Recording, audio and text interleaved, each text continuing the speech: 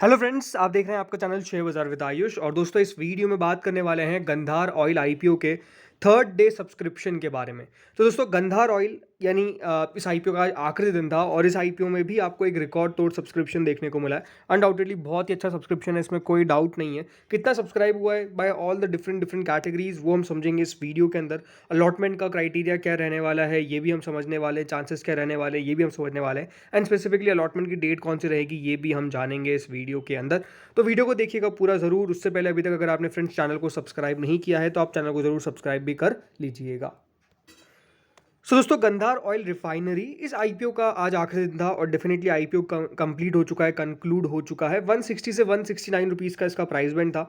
88 shares कुल मिलाकर एक लॉट में आपको मिल रहे थे। मतलब जिन लोगों ने भी लगाया, एक बात ध्यान रखिएगा, आपको अगर अलॉटमेंट मिलता है तो 169 रुपीज़ का एक आपको शेयर मिलेगा। कितने शेयर्स मिलेंगे? 88 शेयर्स मिलेंगे। अब इट्स डिपेंडिंग आपने कौन सी कैटेगरी में लगाया, उस हिसाब से आपको अलॉटमेंट मिल जाएगा, उतने शेयर आपको मिल जाएंगे। टोटल इशू साइज़ कितना? 500 करोड़ का आईपीओ था। ज़रूर आईपीओ का साइज़ छोटा था, इसीलिए हम कह सकते हैं कि अलॉटमेंट मिलना बहुत आसान तो नहीं है, बट ये ज़रूर है कि जो इशू था वो अपने आप में काफ़ी बढ़िया था और हम कह सकते हैं एक अच्छा खासा सब्सक्रिप्शन रिसीव हुआ। जबकि बहुत सारे आईपीओस खुले हुए थे, उसके बावजूद भी इस आईपीओ की चर्चा काफ़ी ज़्यादा आपको देखने को मिली। अब कितना सब्सक्रिप्शन आया है डे थर्ड को, चलिए ये देख लेते हैं। सो फ्रेंड्स, गंधार ऑयल जो सब्सक्रिप्शन रिसीव किया है वो अपने आप में काफ़ी इंप्रेसिव है। लेकिन शुरुआत के 2 दिन का सबसे पहले हम सब्सक्रिप्शन देखते हैं। क्यूआईबीज ने 3 टाइम सब्सक्राइब किया था 2 दिनों के अंदर। एचएनआई ने 27 टाइम सब्सक्राइब कर दिया था 2 दिनों के अंदर। रिटेल ने सब्सक्राइब कर दिया था 18.25 टाइम 2 दिनों के अंदर। और कुल मिला के जो इशू था वो 15.86 टाइम सब्सक्राइब हो गया था 2 दिनों के अंदर।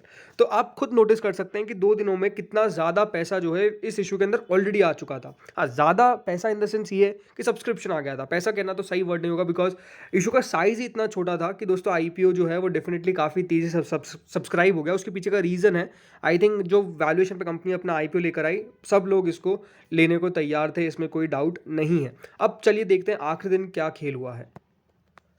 तो क्यूआईबी जिनके द्वारा 2 दिनों में सिर्फ 3 गुना सब्सक्राइब किया था, मतलब 3 गुना सब्सक्रिप्शन रिसीव हुआ था, आखिरी दिन 129.06 टाइम दोस्तों क्यूआईबी पोर्शन सब्सक्राइब होता हुआ नजर आया है। कुल मिला के क्यूआईबी से 12,923.65 करोड़ रुपीज़ रिसीव हुए हैं। और आप देख सकते हैं क्यूआईबीज ने कितना शानदार इस इशू को सब्सक्राइब किया है।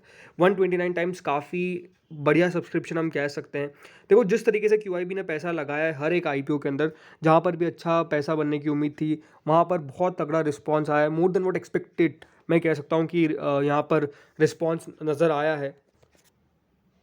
एंड ये कह सकते हैं कि देखिए, बाजार में पैसों की कोई कमी आपको देखने को नहीं मिली। जिस तरीके से हर एक कैटेगरी में, बोलिए वो क्यूआईबी नहीं हो, हर एक कैटेगरी हो, कोई सी भी, सब ने पैसा जो है वो बिल्कुल दिल खोल कर लगाया है। एंड यही हम कह सकते हैं कि इन आईपीओ की खास बात थी। ऐसा मेरे तो सुनने में भी आया कि काफ़ी लोग ने लोन उठाकर भी पैसा लगाया आईपीओ के अंदर, जो मुझे लगता है कि बिल्कुल गलत रणनीति होती है। क्योंकि देखिए, अलॉटमेंट मिलना 100% नहीं है, राइट? तो उस हिसाब से मेरे हिसाब से नहीं करना चाहिए। बट ठीक है, अब जिन्होंने किया वो उनकी बात अलग है। आई थिंक जब इतना ज़्यादा सब्सक्रिप्शन आता है तो डेफिनेटली काफ़ी लोग बबल की बात भी करते हैं। अब ज़रूर देखिए, कुछ ना कहीं एक ना एक पॉइंट पे जाकर दोस्तों आईपीओ के अंदर भी आपको जो रिस्पॉन्स है वो डेफिनेटली लो होता हुआ देखने को मिलेगा। लेकिन स्पेसिफिकली उन कंपनीज़ के अंदर जिनके फंडामेंटल्स खराब है, फिर हम कह सकते हैं उस समय जब बाजार बहुत खराब होगा। अभी तो बिल्कुल ऐसा कहीं भी नहीं दिख रहा है। ये सबसे अच्छी बात है एंड होप सो कि ये कंटिन्यू रहे। बिकॉज जो बात होती है कि देखिए, इंडिया का समय आ चुका है, तो आई थिंक इस तरीके के आईपीओ अब डेफिनेटली लगातार आते रहने चाहिए। अगली दोस्तों कैटेगरी जो है वो है 64.34 टाइम्स के साथ एचएनआईज की। जी हाँ, एचएनआईज ने भी बहुत अच्छा पैसा लगाया। ऑलमोस्ट 64.34 टाइम्स एचएनआईज ने इस इशू को सब्सक्राइब किया है। 4,832 करोड़ के आसपास दोस्तों एचएनआई कैटेगरी सब्सक्राइब हुई है, जिसमें बिग एचएनआईज ने 61.93 एंड स्मॉल एचएनआईज ने 69.17। अब देख सकते हैं स्मॉल एचएनआई जो कैटेगरी है वो इतनी ज़्यादा सब्सक्राइब होती हुई देखने को मिल रही है कि यहाँ पर अलॉटमेंट आना रिटेल से भी ज़्यादा मुश्किल है। 1731 करोड़ के आसपास दोस्तों जो है स्मॉल एचएनआईज ने पैसा लगाया एंड बिग एचएनआईज ने कुल मिला के 3,100 करोड़ के आसपास दोस्तों पैसा लगा दिया। तो अपने आप में काफ़ी इंप्रेसिव सब्सक्रिप्शन हम कह सकते हैं। अब देखिए, एचएनआई में पोर्शन इतना छोटा होता है कि क्या करें। अगली दोस्तों कैटेगरी आती है रिटेल की। रिटेल कैटेगरी 29.93 टाइम सब्सक्राइब होने में कामयाब हुई है। जैसे मैंने आपको बताया कि देखो, स्मॉल एचएनआई के अंदर तो क्या है, हर ऑलमोस्ट 69 में से एक को अलॉटमेंट मिलने वाला है, लेकिन रिटेल में इससे कम में अलॉटमेंट मिल जाता है। तो आप कह सकते हैं कि जो कंपटीशन है वो सबसे ज़्यादा स्मॉल एचएनआई के अंदर है। ये सबसे बड़ी बात है, राइट? तो यही है। लेकिन जो रिटेल कैटेगरी है दोस्तों वो 29.93 टाइम सब्सक्राइब हुई है, लेकिन डेफिनेटली एप्लीकेशन वाइज कितना है, 23.99 टाइम्स। इसका मतलब मैं आपको कह सकता हूँ कि हर 24 में से एक जने को इस आईपीओ का अलॉटमेंट मिलने वाला है। तो इस आईपीओ का अलॉटमेंट हम कह सकते हैं टाटा टेक्नोलॉजी से भी डिफिकल्ट होने वाला है। टाटा टेक में तो ऑलमोस्ट देखिए 11 में से 1 को अलॉटमेंट मिल जाएगा, लेकिन इसके अंदर 24 में से 1 को अलॉटमेंट मिलेगा। तो आप देख सकते हैं कॉम्पिटिशन जो है वो हार्डर किस तरफ है, इस आईपीओ के अंदर है, इसमें कोई डाउट नहीं है। अब ज़रूर उसका इशू का साइज़ काफ़ी बड़ा था, इसलिए दोस्तों इस प्रकार का आया, वरना वो 500 करोड़ का अगर आईपीओ आया होता तो आई थिंक वो कितना ज़्यादा सब्सक्राइब हो जाता ये कोई सोच भी नहीं सकता है, राइट। कुल मिला के रिटेल से 5,245 करोड़ के आसपास रिसीव हुए हैं, जो अपने आप में काफ़ी दमदार है। कुल मिलाकर जो इशू है वो 65 टाइम सब्सक्राइब होने में कामयाब हुआ है।